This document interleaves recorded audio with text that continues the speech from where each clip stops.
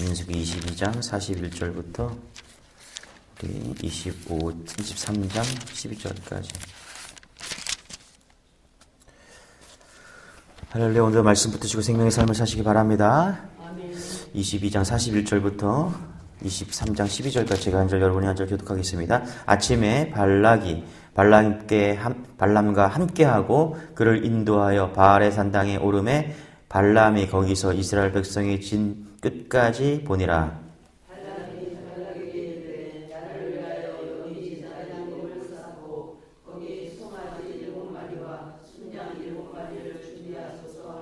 발락이 발람의 말대로 준비한 후에 발락과 발람이 제단에 숫송아지를 순양을 드리리라. 발람이 발락에게 이르되 당신의 번제물 곁에 서서 나는 저리로 가리라. 여호와께서 혹시 오셔서 나를 만나시니 그가 내게 지시하는 것은 다 당신에게 알리리라 하고 언덕으로 가니. 하나님이 발람에게 임하시는지라. 발람이 아르되 내가 7 제단을 쌓고 각 제단에 숫송아지와 순양을 드렸나이다. 여호와께서 발람에게 말씀을 주시며 이르시되 발락에게 돌아가서 이렇게 말할지니라. 그가 발락에게로 돌아간즉 발락과 모압의 모든 고관이 번제물 곁에 함께 섰더라. 발람이 여호와를 전하여 말하되 발락이 나를 아람에서 모압 왕이 북동산에서 데려다가 이르기를 와서 나를 위하여 하나님이 저주하지 않으신 자를 내가 어찌 저주하며 여호와께서 꾸짖지 않으신 자를 내가 어찌 꾸짖으랴. 내가 바위 위에서 그들을 보며 작은 산에서 그들을 바라보니 이 백성은 홀로 살 것이라. 그를 여러 민족 중에 하나로 여기지 않으리로다. 야곱의 뒷글을 누가 능히 세며 이스라엘 4분의 1을 누가 능히 셀고 나의 의인의 죽음을 죽기 원하며 나의 종말이 그와 같기를 바라노라 하매. 발락이 발람에게 이르되 그대가 어찌 내게 이같이 하느냐. 나의 원수를 저주하라고 그대를 데려왔거늘 그대가 오히려 축복하였도다. 같이 읽겠습니다. 시작. 발람이 대답하여 이르되 여호와께서 내 입에 주신 말씀을 내가 아니할 수 있으리까. 아멘. 발람 이야기가 좀 길죠. 오늘 23장까지 전체를 좀 보기로 원합니다. 자, 발람 왕은 발람을 데리고 산당으로 갔다. 그렇죠? 산당이 있었습니다. 올라갔습니다. 내려다보기 위해서죠. 그냥 고대 사람들은 축복과 저주를 하기 위해서 높은 곳에서 다 내려다보고 이렇게 축복하고 저주했다. 그렇기 위해서 이제 올라갔다라고 말합니다. 근데 이렇게 말하네요. 1절 한번 읽어볼게요. 시작. 발람이 발락에게 이르되 나를 위하여 여기 제단 7을 쌓고 거기 숫송아지 7마리와 순양 7마리를 준비하소서 하매. 그렇죠? 여기 보니까 발람이 발락에게 이르되 뭐라 그래요? 나를 위하여 여기 제단을 7을 쌓아달라 이렇게 이야기하고 있다는 것입니다. 나를 위해서 제단을 쌓으래요. 예. 누구를 위해서 제단을 쌓아야 됩니까? 하나님을 위해서 제단을 쌓아야 되죠. 그렇죠? 할렐루야. 제단이라는 것은 여기 지금 많은 제물들을 순양과 숫송아지를 드린다라고 말하는데 하나님께 드리지 않고 지금 발락 왕은 발람이 발락에게 나를 위해서 발람이 뭐라 그래요? 나를 위해서 제단을 준비하라 이렇게 이야기하고 있다는 것입니다. 온전한 예배가 아니죠. 여러분, 하나님의 나라는 주님을 위해서, 하나님의 영광을 위해서 예배하는 것인 줄 믿으시기 바랍니다. 근데 우리가 발람처럼 나를 위해서 예배할 때가 너무나 많죠. 예. 나의 축복을 위해서, 나의 삶을 위해서, 나의 인생을 위해서 우리가 예배할 때가 너무나 많습니다. 그러나 실제로 여러분, 하나님께서 우리에게 요구하시는 것 딱 하나가 있거든요. 그게 뭐냐면 예배입니다. 예. 하나님은 예배 원하십니다. 그 예배는 우리를 위해서 드리는 것이 아니라 온전히 하나님을 위해서 드리는 것이죠. 맞습니까? 할렐루야. 그리고 구약을 읽어보면 처음서부터 끝까지 하나님께서는 정말 온전한 예배를 우리에게 원하고 계십니다. 그런데 우리는 그 예배를 나를 위해서 드린다는 거예요. 혹시 오늘도 이 새벽에 나오면서 나를 위해서 오늘 나오셨습니까? 우리 가족을 위해서, 교회를 위해서, 이 나라를 위해서 나오셨습니까? 아니에요. 여러분, 하나님을 위해서, 하나님의 영광을 위해서, 할렐루야. 예배를 받으시는 하나님을 위해서 우리가 예배하는 줄 믿으시기 바랍니다. 그래서 다 올려드려야 돼요. 우리의 찬양도, 우리의 기도도. 제가 그랬잖아요. 우리가 예배 시간에 하나님께서 받으시는 예배는 어떤 예배냐? 올려드리는 예배예요. 오늘 찬양 한 곡을 했지만 하나님께 온전히 올려드리고, 할렐루야. 기도로 올려드리고, 다 올려드리는 게 예배입니다. 그러니까 먼저 올려드려야 돼요.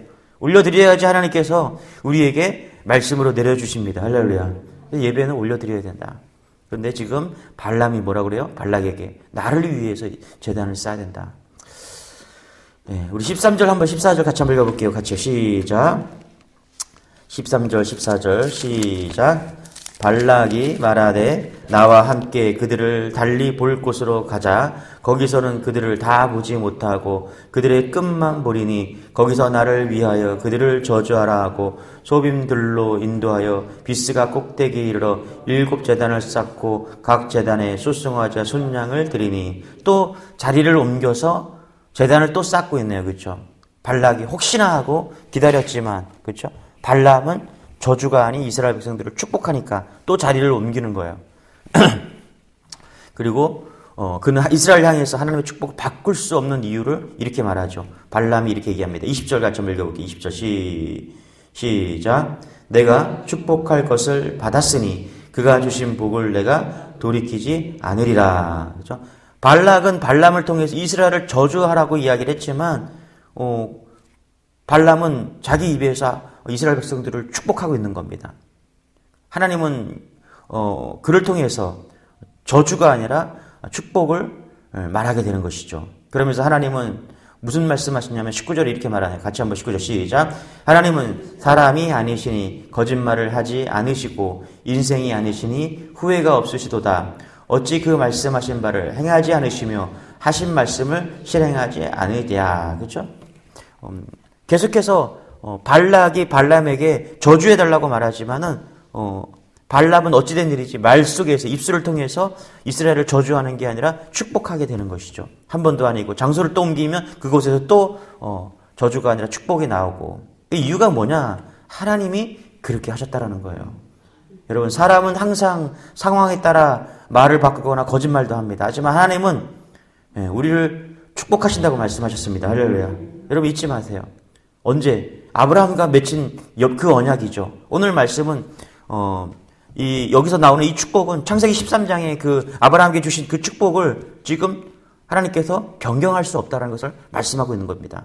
창세기 13장 15절에 보이는 땅을 내가 너와 내 자손에게 주리니 영원히 이르리라. 할렐루야. 내가 내 자손이 땅의 티끌 같게 하리니 사람의 땅의 티끌을 능히 셀 수 없을지인데 내 자손도 세리라. 할렐루야.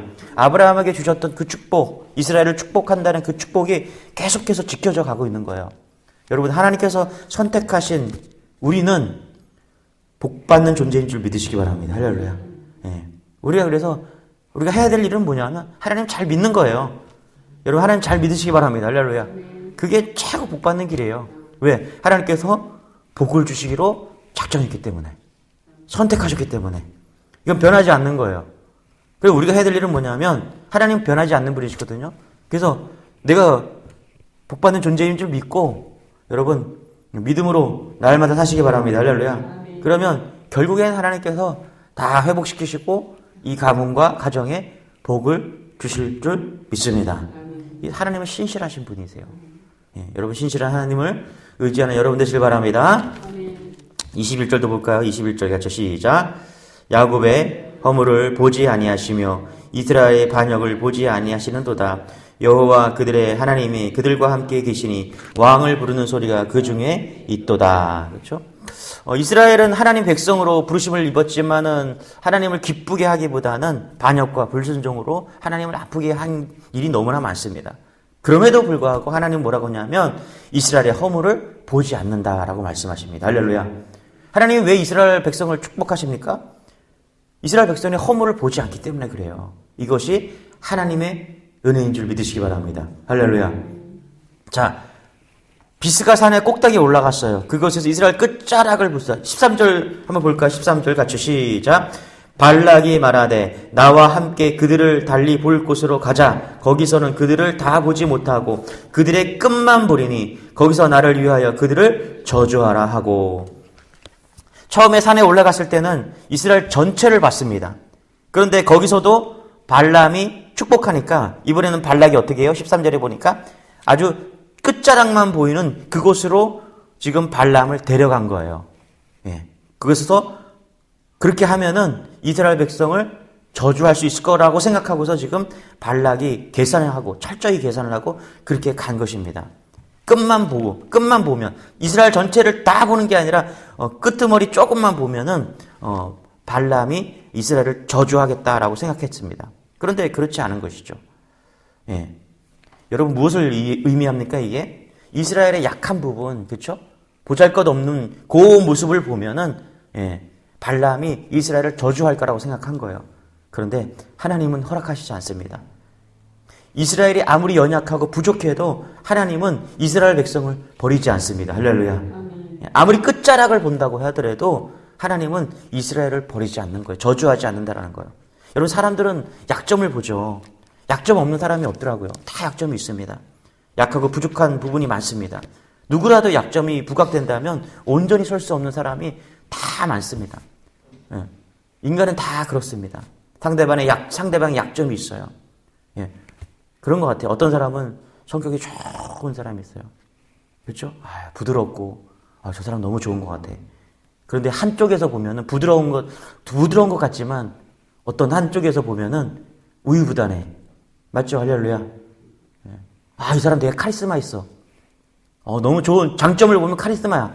그 단점을 보면 정이 없어. 이렇게 생각할 수가 있잖아요. 그러니까 사람은 다 똑같아요. 보기 나름인 거예요. 그래서 무엇을 보느냐 너무너무 중요하죠. 그런데 여러분 하나님은 이스라엘을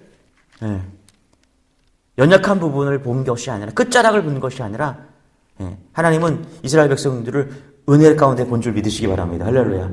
그래서 복음이라는 게 뭐냐? 상대방의 허물을 덮어주는 게 복음인 줄 믿으시기 바랍니다.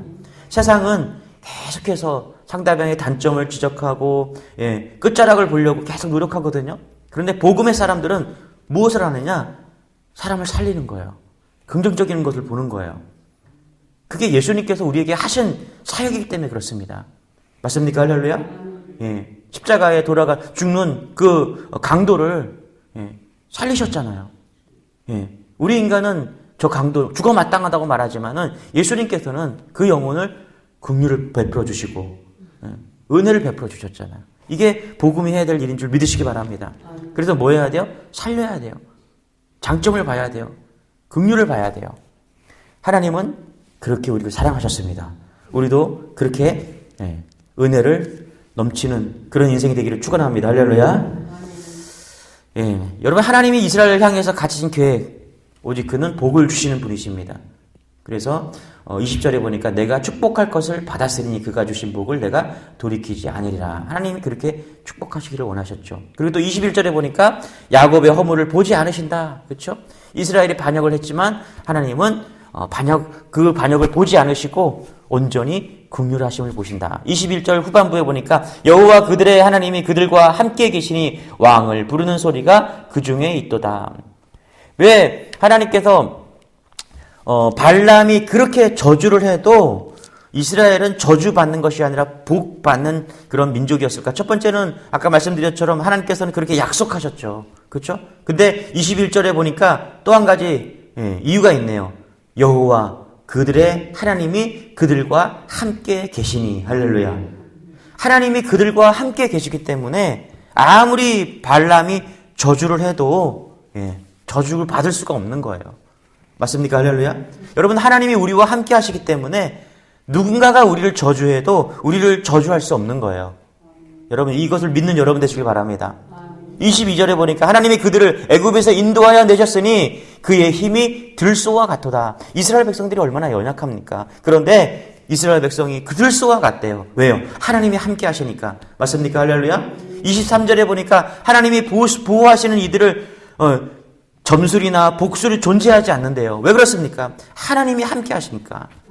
하나님이 함께 하시니까 점술이나 이 복술가들이 그들을 해할 수가 없대요. 24절에 보니까 이 백성이, 이스라엘 백성이 뭐라 그래요? 암사자와 같다라고. 그렇죠?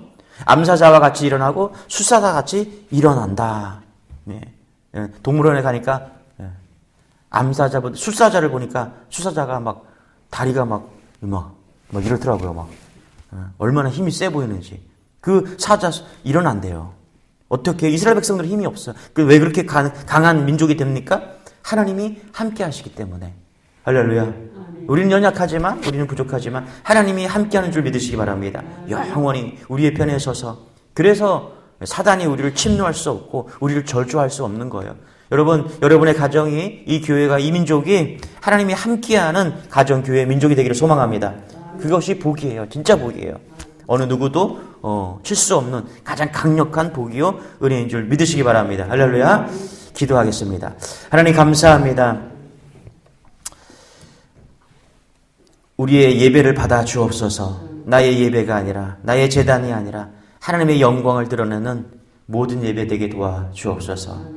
언제든 어느 때든 어느 곳에든 우리가 예배할 때 하나님이 우리가 온전히 하나님을 위해 드리는 예배가 되게 하여 주시며 하나님이 받는 예배 될 수 있도록 은혜를 더하여 주옵소서. 오늘도 우리를 복 주신다고 말씀하시니 감사합니다. 하나님이 약속 그 변하지 않는 말씀으로 인해서 우리가 복 받는 인생이 되게 하심이 감사합니다. 은혜를 주시니 감사합니다. 하나님 무엇보다 하나님이 우리와 함께하여 주시니 감사합니다.